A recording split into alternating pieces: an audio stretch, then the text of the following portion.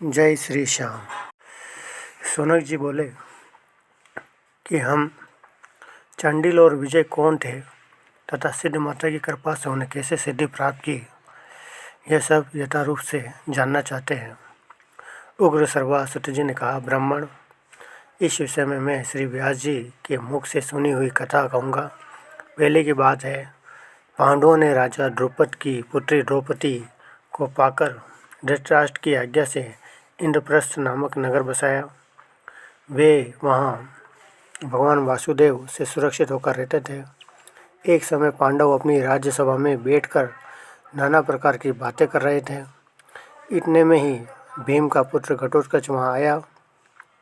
उसे आया देख पांचों भाई पांडव तथा परम पराक्रमी श्री कृष्ण सहसा ही सिंहासन से उठे और बड़ी प्रसन्नता के साथ सबने घटोत्कच को हाथे से लगाया। भीम नंदन घटोत्कच ने भी अत्यंत विनम्र भाव से उन सबको प्रणाम किया। तत्पश्चात राजा युधिष्ठिर ने उसे अपनी गोद में बिठाकर आशीर्वाद दिया और स्नेहपूर्वक मस्तक सूंघते हुए सभा में इस प्रकार पूछा, बेटा, कहाँ से आते हो? इतने दिन तक कहाँ विचरते रहे? हिडिंबा कुमार, तुम देवता, ब्राह्मण, गो, साधुओं, महात्माओं का कोई अपराध तो नहीं करते हो? श्री कृष्ण और हम लोगों में तुम्हारा प्रेम तो है ना?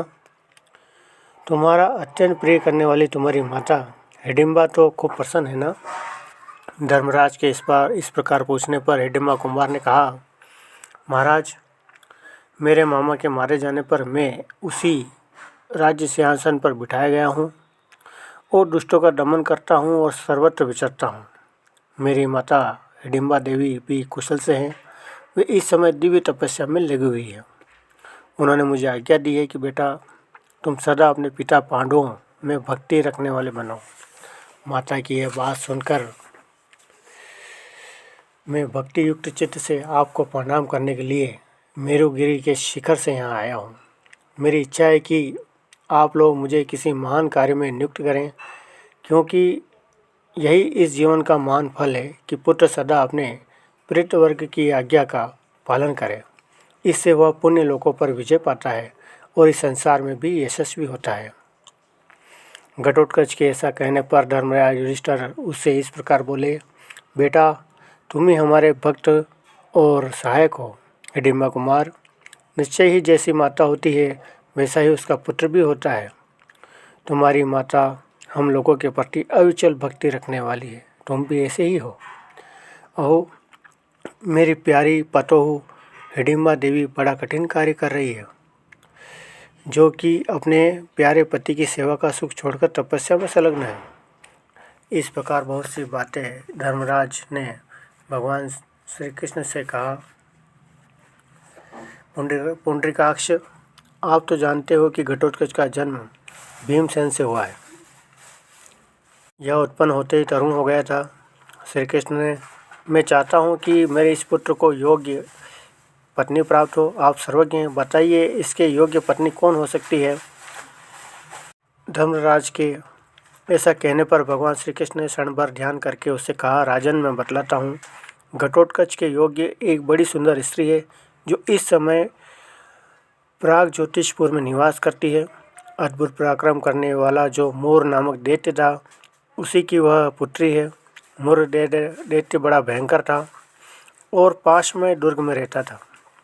वह मेरे हाथों मारा गया है। उसके मारे जाने पर उसकी पुत्री कामकटकटा मुझसे युद्ध करने के लिए आई। वह अत्यंत पराक्रमी होने के कारण बड़ी भयानक जान पड़ती थी। तब खड़ग और खेटक धारण करने वाली उस दैत्य कन्या के साथ महासमर में मैंने भी युद्ध आरंभ किया। मैंने सांख नामक धनुष से बड़े बड़े बाण छूटने लगे, परंतु मोर की पुत्री ने मेरे उन सभी बाणों को खड़ग से काट डाला। तब मैंने उसका वध करने के लिए अपना सुदर्शन चक्र उठाया। यह देख कामाख्या देवी मेरे आगे आकर खड़ी हो गई और इस प्रकार बोली, पुरुषोत्तम, आपको इसका वध नहीं करना चाहिए। मैंने स्वयं इसको खड़ग और खेटक प्रदान किए हैं जो अजय हैं। कामाख्या देवी यह बात सुनकर मैंने कहा, शुभे, मैं ही इस युद्ध से निर्वत होता हूँ, तुम इस कन्या को मना करो। तब कामाख्या देवी ने उसे हृदय से लगाकर कहा, भद्रे, तुम युद्ध से लौट चलो। ये माधव श्री कृष्ण युद्ध में अजय दुर्जय हैं।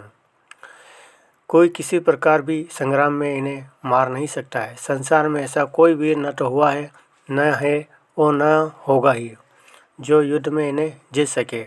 औरों की तो बात ही क्या, साक्षात भगवान शंकर भी इन्हें परास्त नहीं कर सकते हैं। बेटी, ये तुम्हारे भावी ससुर हैं, अतः तुम इन्हें प्रणाम करके युद्ध से हट जाओ, यही तुम्हारे लिए उचित होगा। तुम इनके भाई भीमसेन की पुत्रवती होगी, इसलिए अपने ससुर के समान पूजनीय जनार्दन का तुम आदर करो। अब पिता के लिए तुम्हें शोक नहीं करना चाहिए। इन श्री कृष्ण के हाथ से जो तुम्हारे पिता की मृत्यु हुई है वह सर्वथा स्मरणीय है, क्योंकि इनके हाथ से मरने पर अब तुम्हारे पिता सब पातकों से मुक्त होकर विष्णु धाम में चले गए हैं। कामाख्या के ऐसा कहने पर कामकंटकटा ने क्रोध त्याग दिया और विनीत अंगों से मुझे प्रणाम किया। तब मैंने उसे आशीर्वाद देकर कहा, बेटी, तुम भगदत्त से सम्मानित होकर इसी नगर में निवास करो। यहाँ रहती हुई तुम वीर हिडिंबा कुमार को पति रूप में प्राप्त करोगी। इस प्रकार आश्वासन देकर मैंने कामाख्या देवी तथा मोरपुत्री को विदा किया और फिर वहाँ से द्वारका होता हुआ मैं यहाँ आकर आपसे मिला हूँ। अतः मोरदेती की सुंदर कन्या ही घटोत्कच के लिए योग्य स्त्री है। मैं ससुर हूँ, इसलिए मेरे द्वारा उसके रूप का वर्णन करना उचित न होगा। साधु पुरुष के लिए यह कदापि उचित नहीं है कि वह स्त्रियों के रूप सौंदर्य का वर्णन करे। एक बात और सुन लीजिए, उसने प्रतिज्ञा कर रखी है कि जो मुझे किसी प्रश्न पर निरुत्तर करके जीत ले वह तथा जो मेरे समान ही बलवान हो वही मेरा पति होगा। उसकी प्रतिज्ञा सुनकर बहुत से दैत्य राक्षस उसे जीतने के लिए गए, किंतु मोरवी ने उन सबको परास्त करके मार डाला। यदि महापराक्रमी घटोत्कच ऐसी मोरवी को जीतने का उत्साह रखता हो तो वह अवश्य ही इसकी पत्नी होगी। युधिष्ठिर बोले, प्रभु, उसके सब गुणों से क्या लाभ है जब उसमें एक ही महान अवगुण भरा हुआ है। उस दूध को लेकर क्या किया जाएगा जिसमें विष मिला दिया गया हो। अपने प्राणों से भी अधिक प्यारे भीमसेन कुमार को केवल साहस के भरोसे कैसे इस संकट में डाल दें। यह बेचारा तो शुद्ध वाक्य भी बोलना नहीं जानता। जनार्दन, देश देश में और भी बहुत सी स्त्रियां हैं, उन्हीं में से किसी उत्तम स्त्री को बतलाइए। भीमसेन बोले, भगवान श्री कृष्ण ने जो बात कही है वह अनेक प्रयोजनों को सिद्ध करने वाली है, सत्य और उत्तम है। मेरा विश्वास है घटोत्कच शीघ्र ही मोरवी को प्राप्त करेगा। अर्जुन बोले, कामाख्या देवी ने मोरवी से कहा है, भद्रे, भीमसेन का पुत्र तुम्हारा पाणी ग्रहण करेगा। इसका कारण मेरी राय यही है कि घटोत्कच शीघ्र ही वहाँ जाए। श्री भगवान बोले, अर्जुन, मुझको तुम्हारी और भीम की बात पसंद है। हिडिंबा कुमार, बोलो, तुम्हारी क्या राय है। घटोत्कच ने कहा, पूजनीय पुरुषों के आगे अपने गुणों का वर्णन करना उचित नहीं है। सूर्य की किरणें और उत्तम गुण व्यवहार में आकर ही प्रकाशित होते हैं। मैं सर्वथा ऐसी चेष्टा करूँगा जिससे मेरे निर्मल पिता पांडव मुझ पुत्र के कारण सत्पुरुषों की सभा में लज्जित न हो। यूँ कहकर महाभाव घटोत्कच ने उन सब को प्रणाम किया। फिर पितरों से विजय का आशीर्वाद प्राप्त पाकर उत्साह संपन्न हो वहाँ से जाने का विचार किया।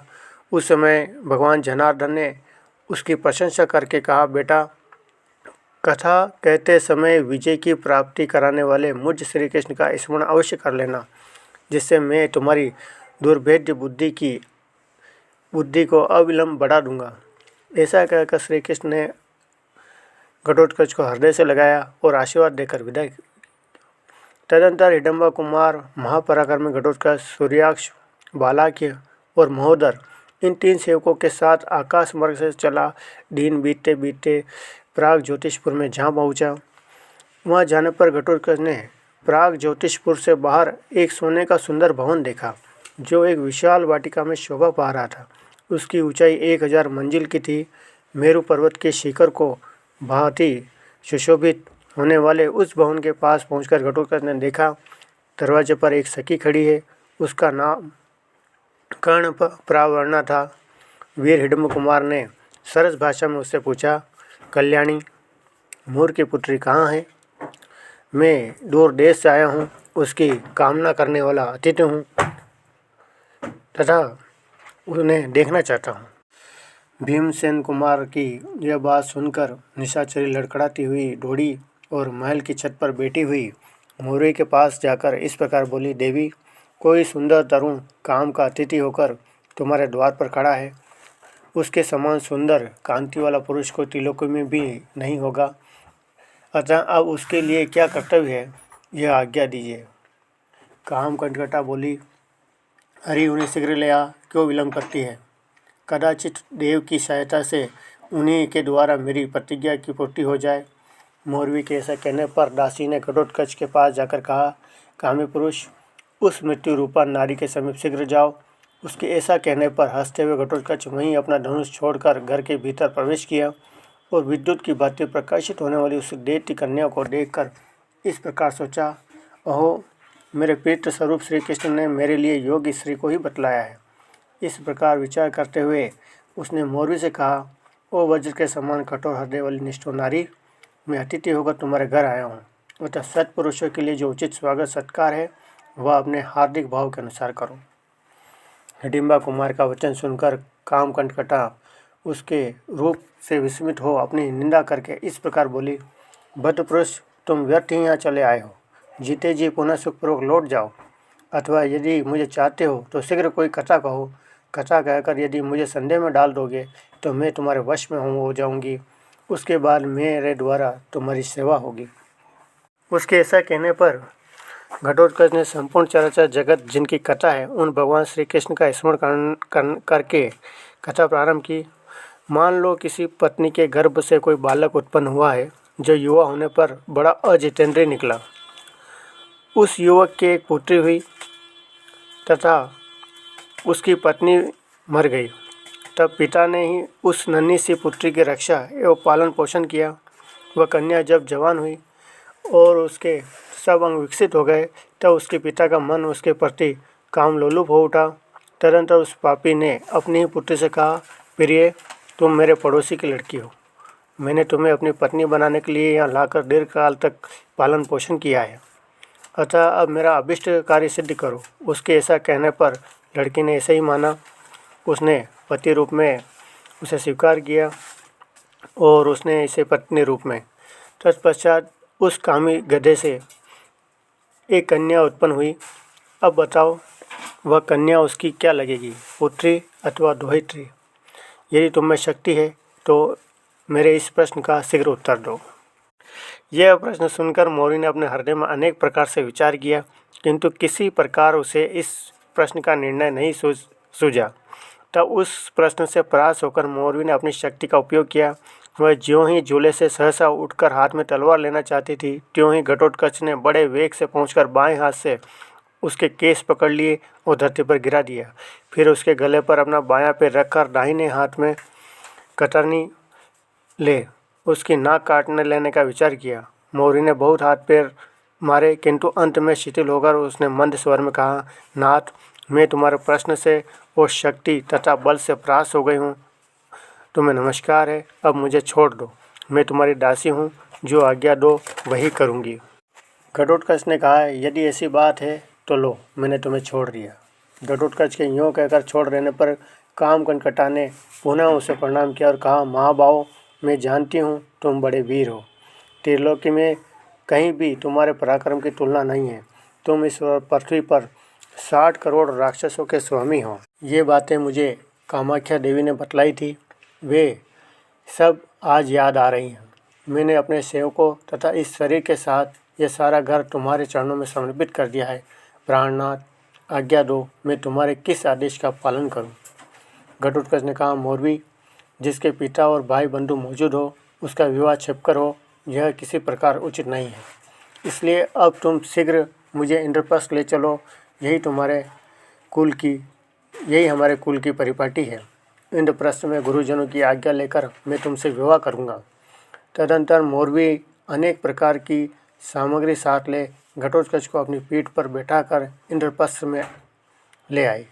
भगवान श्री कृष्ण और पांडवों ने घटोत्कच का अभिनंदन किया। उसके बाद शुभ लग्न में भीम कुमार ने मोरवी का पाणिग्रहण किया। कुंती और द्रौपदी दोनों ही वधू को देखकर बहुत प्रसन्न हुई। विवाह संबंध हो जाने पर राजा युधिष्ठिर ने घटोत्कच का आदर सत्कार करके पत्नी सहित अपने राज्य को जाने का आदेश दिया। महाराज की आज्ञा सिरोधारी करके हिडिंबा कुमार अपनी राजधानी हिडिंब वन को चला गया। वहाँ उसने मोरवी के साथ बहुत दिनों तक क्रीड़ा की। तदनंतर समयानुसार उसके गर्भ से एक महातेजस्वी एवं बाल सूर्य के समान कांतिमान बालक उत्पन्न हुआ, जो जन्म लेते ही युवावस्था को प्राप्त हो गया। उसने माता पिता से कहा, मैं आप दोनों को प्रणाम करता हूँ। बालक के आदि गुरु माता पिता ही हैं, अतः आप दोनों के दिए हुए नाम को मैं ग्रहण करना चाहता हूँ। तब घटोत्कच ने अपने पुत्र को छाती से लगाकर कहा, बेटा, तुम्हारे केश भ्रगराकार घुंघराले हैं, इसलिए तुम्हारा नाम बर्बरिक होगा। माँ बाओ, तुम अपने कुल का आनंद बढ़ाने वाले होगे। तुम्हारे लिए जो परम कल्याणमय वस्तु है, उसको हम लोग द्वारकापुरी चलकर यदुकुल नाथा भगवान वासुदेव से पूछेंगे।